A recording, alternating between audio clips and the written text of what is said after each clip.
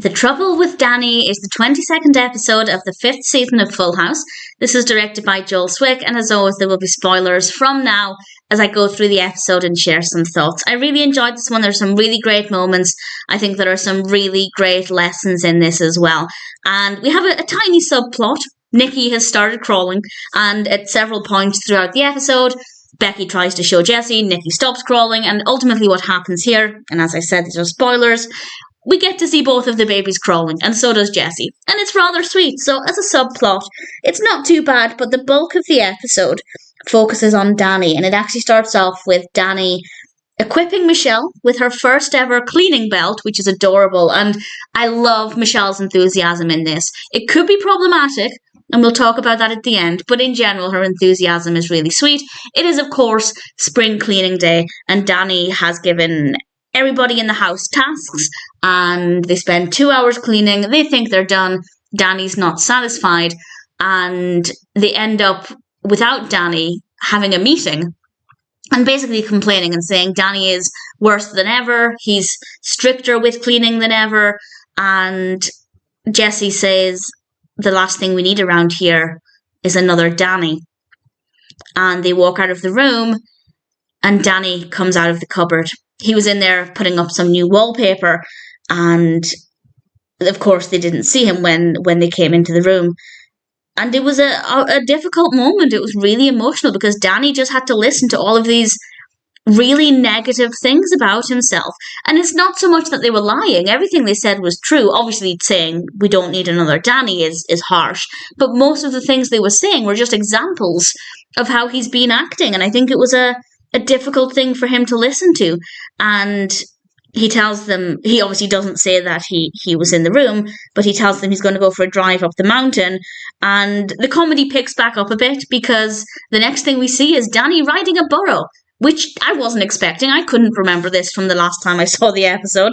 And it was an absolute delight. And Danny spent some time clearing his head and I guess thinking about everything that he heard. And he goes home and he doesn't care about mess. He drinks from the milk carton, which I have to say is disgusting just from a hygiene perspective. And Jessie realizes this isn't Danny behavior. So he puts a tiny blob of chocolate sauce on the fridge door, and Danny doesn't care.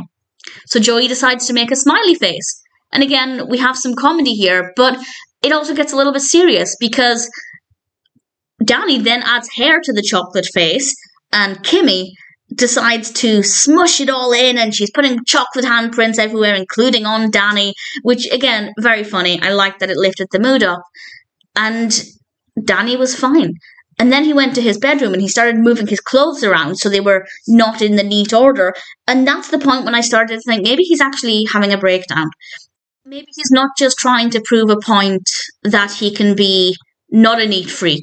Maybe this is actually a really serious reaction to the things that people said. And it helps to highlight that words can hurt. Even if, again, most of what he heard was just facts, information about what he does and how he behaves, it clearly really negatively affected him.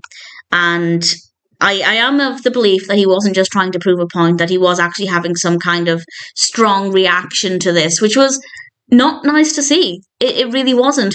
And of course, everybody talks with him, apologizes for what they said, because Danny explains he'd been in the cupboard doing the wallpaper, and I feel like everybody said the right thing. But Danny also realized something important, and that he needs to find a balance. And that, yes, he can still be passionate about cleaning and want everybody else to help out. There's absolutely nothing wrong with that. But when it's at the expense of the happiness of everybody else in the house, and he's not considering their wants and needs, that's a problem.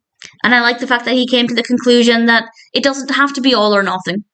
He can absolutely find a balance.